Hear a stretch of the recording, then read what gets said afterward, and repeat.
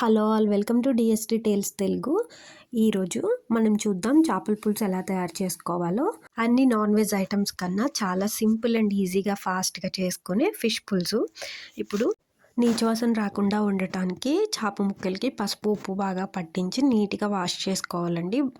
పులుసు కోసం చింతపండు నానబెట్టుకోండి వాటర్లో. అలాగే గ్రేవీ కోసం 3 medium size onion, 1 table spoon జీలకర్ర, 2 వెల్లుల్లి పేస్ట్ చేసుకోండి. ఇప్పుడు స్టవ్ మీద ఒక వెడల్పాటి బాణలి పెట్టి ఆయిల్ వేసుకోండి. ఆయిల్ మరిగాక 1 టేబుల్ స్పూన్ మెంతులు వేసుకోండి. ఇప్పుడు మనం రెడీ చేసుకున్నటువంటి ఆనియన్ పేస్ట్ని కూడా వేసి రుచికి సరిపడినంత పసుపు ఉప్పు కూడా యాడ్ చేసి ఆయిల్లో మగ్గనివ్వండి. ఇప్పుడు కరివేపాకు కూడా యాడ్ చేసుకోండి.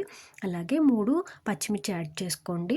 ఇప్పుడు సన్నగా తరిగినటువంటి 2 టమాటాలను కూడా యాడ్ చేసుకోండి. అలాగే బెండకాయలు ఉంటే కనుక బెండకాయలు కూడా వేసుకోండి. బెండకాయలు ఆప్షనల్ అండి. తర్వాత మూత పెట్టి బాగా మగ్గనివ్వండి. ఇలా ఆయిల్ సపరేట్ అయ్యాక అప్పుడు మనం ఈ స్టేజ్లో కారం యాడ్ చేసుకోవాలి. ఇప్పుడు రుచికి సరిపడినంత కారాన్ని యాడ్ చేసుకోండి.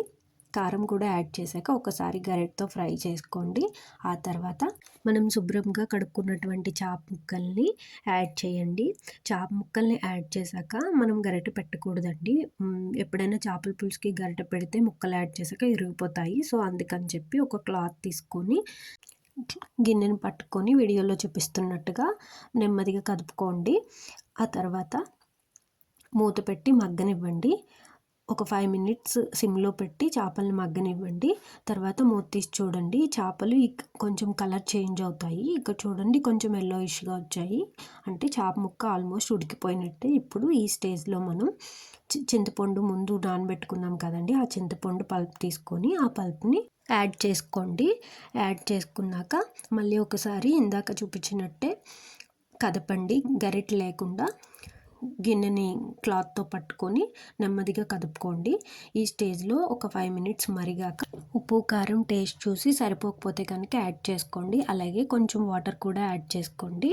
ఇప్పుడు కొంచెం కొత్తిమీర కూడా యాడ్ చేసి ఇంకొక 2 మినిట్స్ మరగనివ్వండి పులుసుని. చూసారు కదా ఎంతో కలర్ఫుల్గా ఉందండి.